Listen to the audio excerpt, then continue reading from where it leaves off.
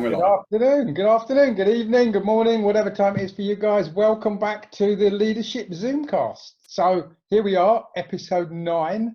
I mean, it only feels a little while ago that we did episode 8, but anyway, we're here for episode 9. Neil, good to see you. How you doing? I'm great, thank you. Absolutely fantastic. I'm also delighted that we're joined by another guest today. So I'd like to welcome Viviane Joynes, who's Managing Director for EQS UK. Welcome, Vivian. Thanks. Glad to be here. Hey, Vivian, Good. welcome to the session. Welcome. Good to see you here. Yeah, and actually, I think we need to change our background because Vivian looks a lot better with a white background than we do with a purple background here, actually. We're probably due for a change anyway, but maybe it's Vivian just looks better than us, Neil. Maybe it's that, so I don't know. It could be, yeah, it could be. Liking the red top, actually, because we've been a bit boring with our colours, right? So yeah, maybe. But it's great to have a guest here, and it's also great to have a live leader on the Zoomcast as well, because we've had, old retired leaders like us, and we've had a retired Metropolitan Superintendent, a Metropolitan Police Superintendent. We've had a development specialist on, so it's great to have someone who's in a leadership role now. And Albert and I were talking at the beginning of this. We're doing this Zoomcast is all about trying to find clues around great leadership, and that's really what we're interested in, trying to find clues around great leadership. And Albert, I mean, I know we talked about it at the beginning of this. Yeah, I think you've got a branding that we might be launching soon, Neil. Is it? We're going to go with that? We're going to keep that secret for the moment. Well, we were talking about maybe the leadership detectives trying to uncover clues of great leadership. So that might be. But the point we're making is it's not about us. It's not about us. We want to try and uncover clues, which is why it's great to have a guest here to help us, because we don't know everything. We might think we do, but we don't. And it's great to have someone who can help us uncover that. So maybe, Vivian, you could just tell us a little bit about your background and where you come from. Yeah, sure. I mean, I won't go into too much detail, but I suppose if we go back to the beginning, I was born in France, and I've spent the last sort of 20 years in the UK. So have that kind of mix. I've basically been working in the city since 2005, so about 15 years, in various different roles. I suppose for the first 4 or 5 years, I was in a real startup. It was a governance consultancy. Then moved to a very large FTSE 100 and started a business within the FTSE 100. And then for the last 3 or so years, I've been at EQS Group, which is kind of a small to medium-sized company, and I'm running the UK team there. So yeah, that's a bit of a quick breeze through in a nutshell. So how long have you been in a leadership role? It's funny actually, because the way I ended up in a leadership role was a bit strange. So in the first company that I worked for, as I said, I was there for about 5 years, and I think about 3 years in. So it was run by 3 partners, and it was only 10 of us or so, and it was really sad in the sense that one of them passed away from cancer, but it was backed by a private equity firm, and it was just proving quite difficult to sort of grow the business, particularly in the UK. We were doing pretty well in Europe. I was running the French market at the time, but it was a small company. And then one day I got a call from the private equity company just saying, "Do you want to have a go at leading it? It's not really working. Do you want to have a go?" Wow. It was frankly a bit uncomfortable because the partners were equity partners and I wasn't an equity partner. But I did speak to them about it because I think, it was a genuinely uncomfortable situation. Probably a lot of learning points from that, in terms of just transparency and having some quite difficult conversations. And they were uncomfortable, but they were okay with it. And I just kind of thought, well, it's not very often you get an opportunity like this. So took it. And then I've been in leadership roles of teams of varying different sizes, probably maximum about 30 people, until today at different places. So yeah. Was there so there was obviously some hesitation from you to immediately say yes. How did you get over that? There'll be people listening to this who will have similar offers Yeah. How did you get over that? I suppose I just have a philosophy that you just got to give things a go, and do your best. And my thing is, if I do my best and I fail, I'm okay with it. If I haven't done my best and I fail, then that's not great. Okay. But I'm quite okay with putting myself up for the challenge and then just trying to make it a success. Yeah. Which is a great way of living. I love that. You know, I give myself a go and back myself and do my best. And if it doesn't work out, at least I do my best. Yeah. But what do you think makes you like that? Because that's quite an interesting step to kind of go, I'll push myself and give myself a go, because not everyone's like that. It's a funny thing, actually. I've been thinking about it a little bit recently, because I think, so just before we started recording, we were talking a little bit about females in leadership positions. And I think one of the things that I notice, and that there's written a lot about actually, is that women are much less likely to go for opportunities, and also much less likely to maybe identify opportunities and put themselves forward for an opportunity that even hasn't really been publicly announced. And I have done that a couple of times, and I was thinking recently about why that was, and I happened to watch a TED talk, which was absolutely fascinating, about a female firefighter. And she was talking about raising young girls, and how parents will often say, be careful to a young girl much more than they'll say, be careful to a young boy, despite the fact that they might be doing exactly the same thing, etc. And that got me thinking about my own childhood. And I was thinking, I used to climb to the top of our climbing frame and jump off it, and no one would tell me to be careful. I mean, maybe they should have been telling me to be careful. I'm still here, so I'm okay. But I think when I thought about it, I was like, maybe that's part of it. Maybe just through being allowed to push my own limits, and I was always a bit of an adrenaline junkie, that just kind of transfers into different parts of life. I mean, I do feel fear and I am scared of new challenges, and I lose sleep over new challenges. So it's not that I'm kind of emotionally immune to things. It's just that I'm just willing to try, I think. Fear is healthy, right? Fear is healthy because fear makes you think things through and helps you find a way, right? Yeah, exactly. Yeah, and that you know, that's all part of it. It's kind of, I suppose the other thing to bear in mind is that I get bored quite easily. So without sort of new challenges and new things to learn and new things to read about and watch, and you know, watch this kind of thing, for example, I stagnate a bit. So that's probably all part of it as well. These are only 30 minutes, Neil, right? So hopefully you won't get bored in that time, Vivian. Yeah, well, my attention span isn't great anyway. So, so one of the things that I'm just really interested, so someone who's been brought up, maybe it's the way you've been brought up, and you haven't been treated in the be careful way. But when you're working with other women in business in your teams who might have been brought up like that, how could you help them, or what advice would you give to someone to another leader? How could you help those people feel comfortable stepping forward? Yeah, I think I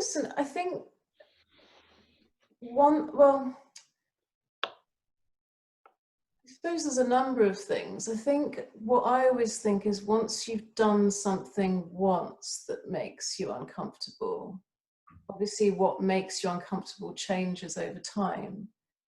So my advice is always try to volunteer for things that just feel uncomfortable, you know, even if it's doing a research project. I remember in my first role, I said that I would do a marketing plan for the business. I'd never done a marketing plan. I didn't know what I was doing.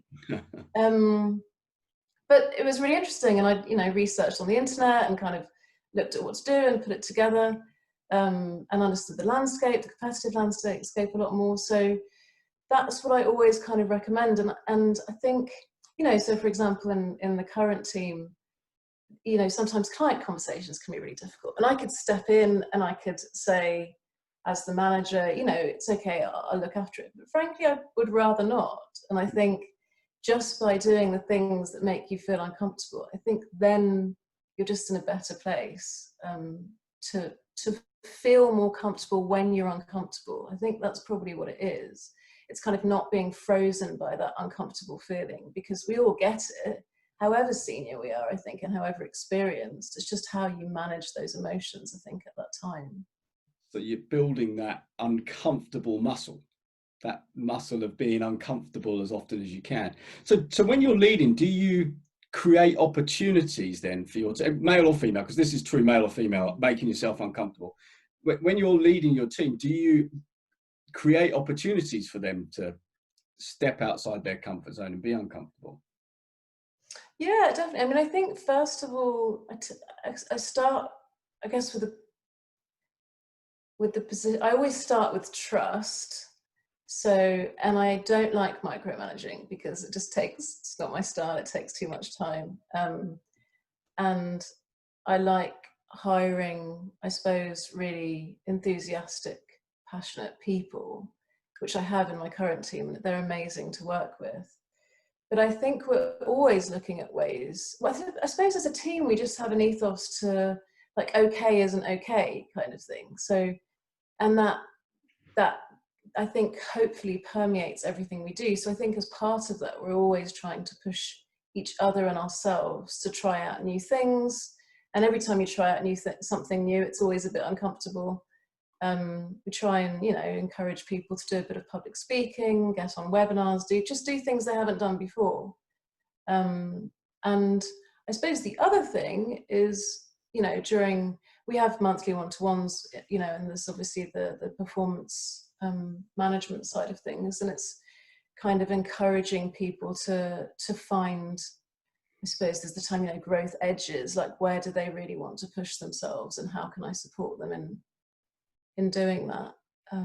Wow, there's loads in what you just said. I'm just interested because I see Albert is just, because I know you and I know the team, and I can see Albert's eyes going. So Albert, what's on your mind? Just listen to what Vivian said there. I mean, to be honest, the first thing that just triggered me was the trust thing, right? Because that trust has come out in every conversation that we've been having with leaders or even with ourselves. So that trust thing is absolutely key. But the thing that I was thinking while I was listening to you is we do a lot because we learn by example, right? So I was kind of interested in what you expect from a leader, because you're working for someone, I suspect. I guess there's someone above you, I don't know. But I was interested in what you think, because the way that I think you've developed your style over a period of time from the roles that you've performed. Yeah. You've gone into uncomfortable situations. And I think the phrase, Neil, is, you know, no growth comes from comfort, right? We have to be in uncomfortable situations to find the growth and the development. Mm-hmm. But I'd be interested in what you think about what you expect in a good leader. It's a good question. I think when you ask that question, I think about a couple of, because I did think about this a little bit beforehand, a couple of people in my life that I think have been amazing leaders. And the two that come to mind are actually my current boss and a guy called Charlie Dark, who ran a running crew that I was a member of called Rundown Crew. Right. And both of those people, so they were, you know, so Akim Vike, for example, our CEO, is very good at setting the vision. He reminds people of the vision. He explains the why of what we're doing. And I think that's always really key, coming back to the why, not kind of forgetting to come back to the why. Yeah. You know, kind of clear communicators, not scared of having difficult conversations, because I think that's always a problem when people kind of avoid those conversations, because my view of them is that yes, they're uncomfortable, but usually something good comes out of them. Yeah. Usually. But I think the thing that really, with both of those people, I've found really inspiring is that you know, you talk about tone from the top a lot, but actually people that genuinely embody the culture of the organization. So Akim, for example, is the founder and CEO of EQS, and when I joined, so there's 5 values, but the 2 core ones that were there when I started were team spirit and passion. And when I joined, obviously I'd met him and I thought I could learn a lot from him, and I joined. And then I went to Munich for the first time, the headquarters of the company, and I was talking to all these people, and went to a kind of social event. and this team spirit and passion was just everywhere. And I was like, this is kind of strange. Like, how have people been brainwashed in this way? But actually, it was really genuine, and so he sort of reminds people of that, and make sure that, I guess it's his approach. It's the things that are important to him permeate the organisation and actually make it quite a special place to work. Mm-hmm. And I think the same with Charlie Dark. I mean, that was an environment where running was kind of just a vehicle for everybody to support each other to be the best that they could be. And as cheesy as that sounds, it's the most positive environment and the most positive group of people I have ever been in. Like, no envy, whether somebody had run a 5K, an ultra marathon, whatever, they got the same amount of applause, the same amount of support. And that was a real learning experience for me, because I'd never been in an environment like that kind of was so supportive. So yeah, I mean, I guess there's the kind of standard things that you expect from a leader, but I think the thing for me that has really inspired me in leaders are those that have created, and you can see them be kind of the starting point of that culture that people really buy into, and they create a following. Sorry, go on, Albert. Can I just touch a bit more on that thing around the passion and the enthusiasm, and then just pass back to Neil? Do you think you hire that, or do you think you create that? I would say I think it's probably a combination of both, because I think there is a very clear, we talk a lot about the culture in what we do, and we sort of bring it into conversations. But I think there's probably an element of trying to see that in the hiring process, for sure. I mean, diverse, I always find this kind of topic really interesting, because obviously you want people to fit within the culture, but you also want diversity of thought and diversity of approach and all of these things. So I guess you're trying to achieve the balance between the two, because obviously if you have a whole bunch of people that are the same and think the same way, you're not gonna be as successful as you could be. So yeah. Okay. Yeah, I think you're right. I think you hire, personal view, I think you hire at least those that have got the potential to then fit with the world that you create. I think you're right. Neil. Yeah, and I guess I'm thinking of this kind of uncovering clues here, because it's great that Akim can create that teamwork and passion in the business, and it flows through. What I'm really interested in is how does he do that? How does that happen throughout a big organization across multiple countries? It's a good question. I think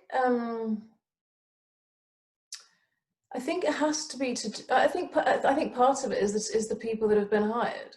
Okay. I think that is part of it. And so from a personal perspective, what I find really easy, and this is easy for me working for EQS, is that I feel completely aligned with the values of the organization. So I'm not having to, I can kind of bring my full self, if you like, to work, and not have to try to shift myself into somebody else. Right. And so I don't know whether I don't live the culture, but in a sense I do. I mean, it's just a natural thing. So I think that's probably part of it, is making sure that you have the right local leaders in the different countries. And then also within Munich, within Munich there's kind of 200 people. So it's not, hundreds of thousands of people in the organization, but it's still enough that you have to make you have to make an effort to make sure that the culture, and that is a big question, and as the company grows, is making sure that culture stays, because it makes the company a special place to work. Is it that what I've seen in other companies, good and bad, by the way, because is that when there's a consistency of message and there's a consistency of actions from the top down, so the standards are upheld, the values are upheld, and so it's not, here's our set of values, and then there's the management team doing something completely different here. I mean, you see that in government sometimes, obviously, as well, don't you? But it's that so do you see that consistency from the top down then? Yeah, I think so. Definitely from the top. I mean, you always have subcultures in organizations. I think that's inevitable. And there's always areas of improvement. And I think, that's just kind of normal. But I think there is, I mean, as I said, the CEO embodies it. I think the management board embody the culture. And you're absolutely right. So that's something that I talk to people a lot in interviews about, is that, having worked in different places, there are places that people really wouldn't be able to tell you what the values are, despite the fact that they're plastered all over the wall. Yeah. They don't feel them, they don't live them. So I think you're right. I think there has to be a level of consistency for people. But I think it's important that people I mean, it's pretty obvious to say, but genuinely buy into the values. Yeah.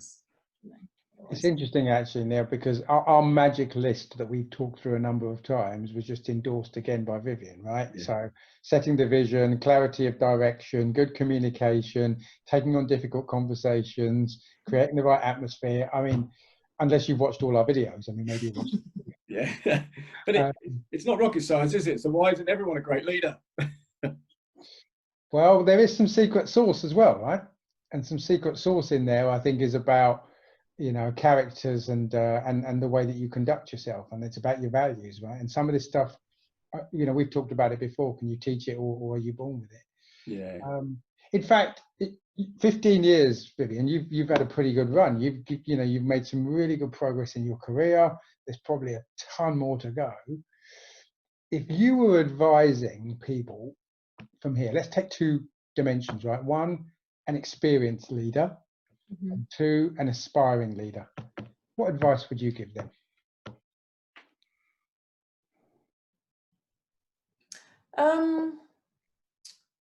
I would say, well, I'd come back to the do things that make you uncomfortable. That just always kind of, that's always there.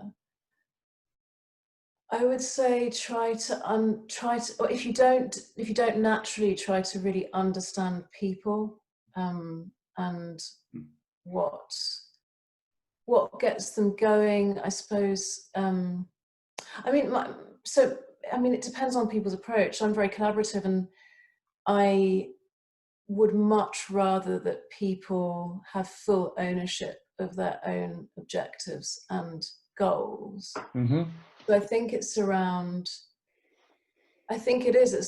just trying your best to understand the people around you.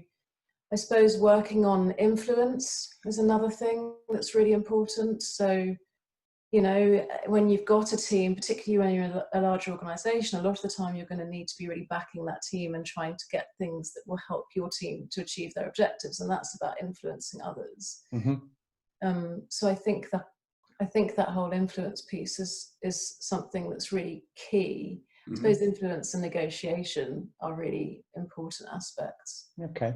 On top of the other things. That's what we haven't heard before, so that's really interesting. Just want to expand that a little bit, given that's a kind of new area. What do you mean by that? I suppose, so, I mean, in different organizations, they'll be structured differently. And at EQS, I mean, it's amazing. We have a lot of autonomy as a subsidiary, which is great, but we rely very much on headquarters for certain things like product development, etc. And because we work in so many different markets, there are different market dynamics, there's different product requirements. And so, for us to be able to achieve our goals, we need our products to be in a certain place that might be different to what is required in Germany, France, Switzerland, for example. So I guess it's being able to, I suppose, network within the organization, establish the right connections, build connections within the organization. Okay. So that first of all, you've got the people to go to, and then secondly, when there are things that come up, be able to articulate why things are important, and try to align them also with the strategic direction of the whole organization, because obviously, you know, if you just come at it from your own perspective, you're probably not going to get very far. Yeah, but I would say that that's quite important. Yeah, that's really interesting, actually, because what you kind of, if you don't do that, you're isolating your team. You're not doing the best for your team as a leader. So leading downwards is important, and all the things you've said, and there's a lot you've glossed over, by the way, I'm going to come back to, because there's some great stuff there about leading down, but leading up and sideways is also really key to you being the best leader you can be for your business. So there's one question I want to come back to, because you've used the term a couple of times, and I think this is worth just exploring a little bit. It's difficult conversations.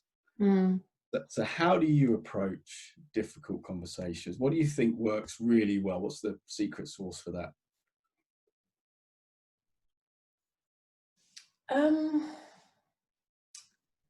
Having them, first off.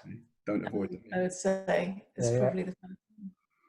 And not being scared to just put that in the diary and have the conversation. And then I think it's about listening, usually. Listening, understanding, you know, because whatever it is, there's usually a reason, you know, as to why things are the way they are. And then try and reach common understanding and a way forward. I mean, I remember this was years ago, and I have to say my leadership style has changed a lot over the years. And I was running a team when I worked at Capita, and there was a girl on the team who and that kind of it was just difficult. She sort of was clearly quite frustrated with what she was doing, was sort of very obviously unhappy. And it was creating ructions. It was creating ructions in the team. There was an atmosphere the whole time. And I remember, and I did put it off for a while. And it was a big learning, actually, for me. And then eventually, you know, it was like it couldn't really go on. So we had to sit down and go through it.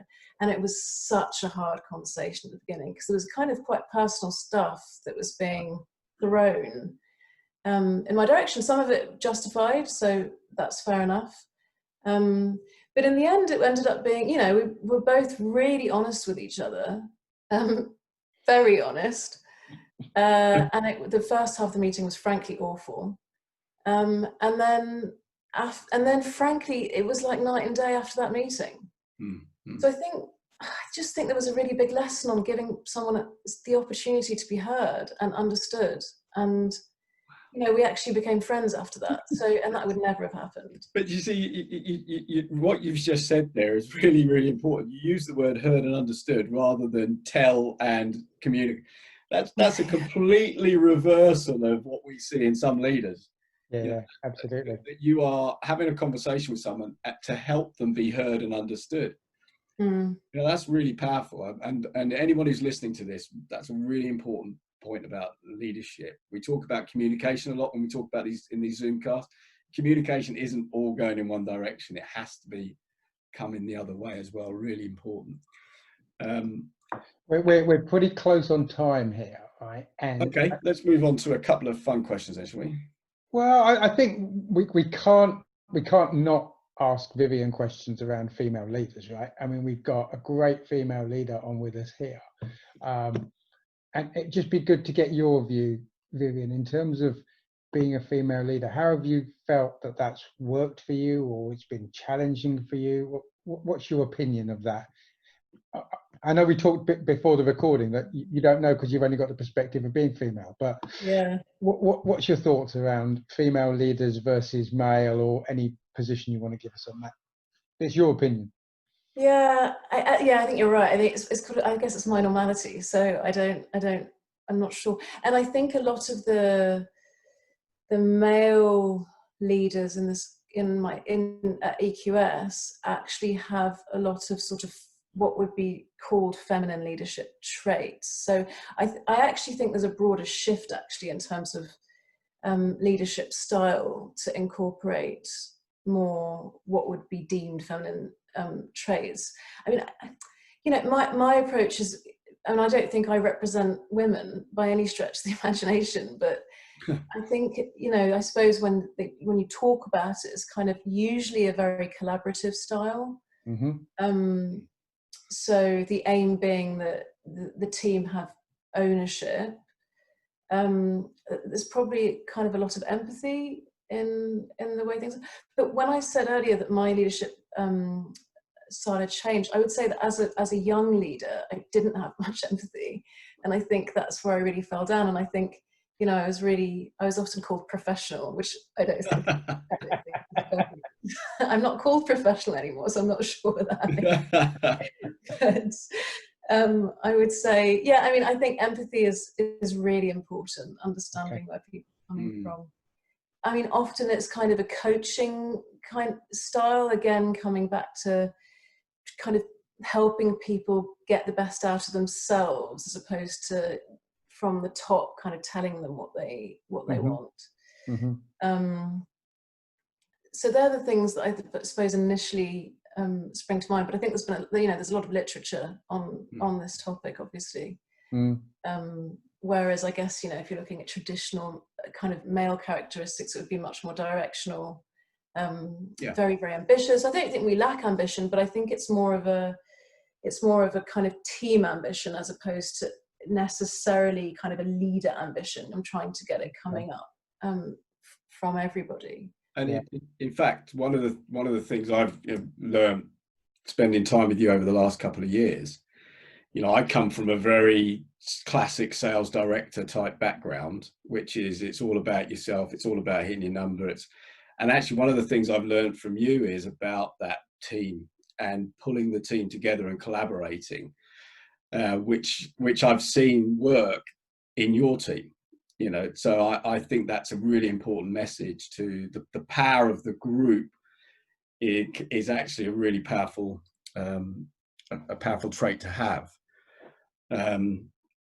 Yeah, and that's, and while we're talking about women in business, you launched an initiative last week, which I thought we couldn't really have without mentioning on here. So do you just want to tell us a little bit about that?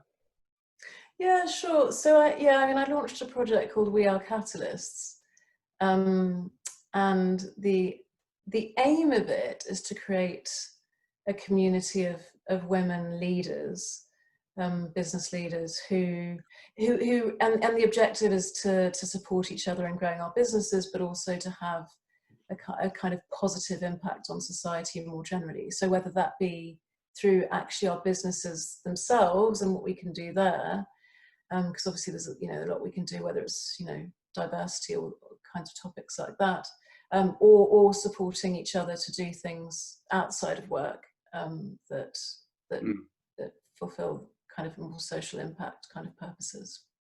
Okay, how many people are you expecting in that group?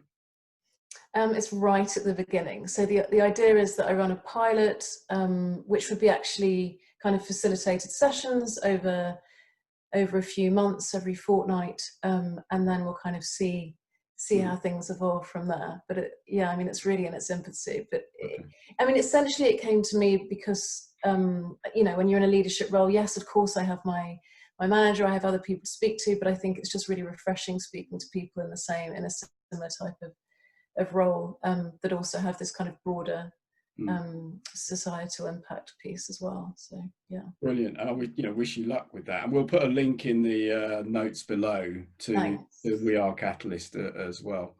So I've already had a couple of ladies from my network come back to me saying they were looking forward to contacting you, so I hope they make the cut, Vivian. So Albert, let's start wrapping up. Have you got a last question or a couple of questions you'd like to ask? No, the only thing I would say is 30 minutes plus have just gone, Vivian, right? Thank you very much for your engagement, your openness, and your sharing with us here about your career and your thoughts. So yeah, for me, thank you very much for spending the time with us. It's been really useful, and I hope our audience really enjoy it. So yeah, thank you. Neil, back to you. So I'm going to ask one final question, if that's okay. I know we're a little bit over time, but I just, because one of the questions I like to ask at the end of these is, if there was one question you could be asked about leadership, what question would you like to be asked? I think probably what's the best piece of advice you've been given, I think is always an interesting one. Okay. And what would your answer be? And my answer is to listen. I remember I went to a meeting with the investor relations officer of Publicis Group years ago, and she was telling me that the CEO there, a chap called Maurice Levy, when he started as CEO, I think it was I think it was in 87 or something. He spent 2 years listening to the business. So he would go to as many meetings as he could, whether they be client, internal, and he would listen. And I can't even remember whether I think he's still chairman, and a very, very successful man. But her point at the time was that nowadays, a leader probably wouldn't be given that amount of time to listen, and to therefore have an impact, if you like. So I guess there's the kind of what people expect. But I just thought it was probably quite simple, but such an important piece of advice, because it's so easy to go in with your own ideas and want to make immediate change without necessarily really understanding the business or the environment that you're operating in. So, great advice. Yeah, we've seen that. We've seen that before many times. And but look, that I really, really appreciate you coming on today for episode 9 of this this Zoomcast. I'm not sure what we're going to call it yet. We'll come up with a name for it. But what I love about doing these is just I learn so much about leadership. You know, there was some great content in there, some great insight in there. So really, really appreciate that. Thank you for joining us. And from my side, thank you so much for having me on. You know, we've worked with Neil as a business for a long time now, and it's always been a pleasure. But also, I was very flattered to be asked. So yeah, thank you so much for having me. So to wrap up then, to our audience, please subscribe down below, give us a thumbs up, give us your comments, any feedback you've got, please let us have it. And we will look forward to seeing you in episode 10. Thanks, everyone. Cheers. Cheers, Neil. Thanks, everyone. Bye. Okay.